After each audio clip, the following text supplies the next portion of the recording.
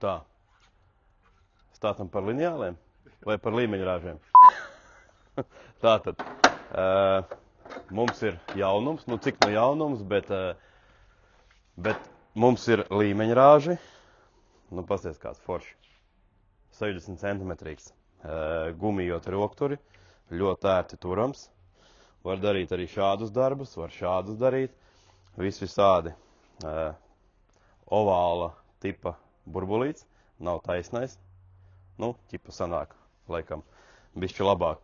Un tas, kad viņš ir, nu labi, viņš varbūt nav atspērīgs, bet viņš ir ļoti nodrošināts pret triecieniem, jo viņam šī te daļa arī ir no gumijas, kā redzam, ļoti mīksta gumija, ļoti laba, tas pats arī šeit forši gumijots, viss ir tiešām ļoti ērti.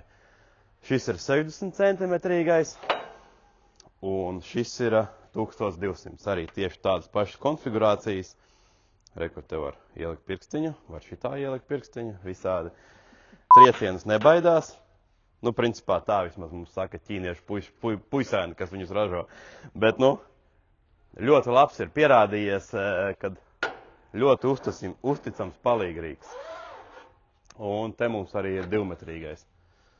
Tieši tādas pašas konfigurācijas, arī tā kā iepaļais burbulis.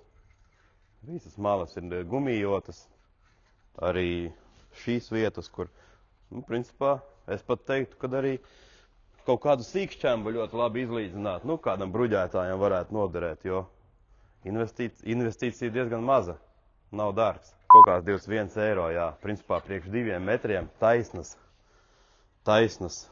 profila, nu, tā ir ļoti laba cena.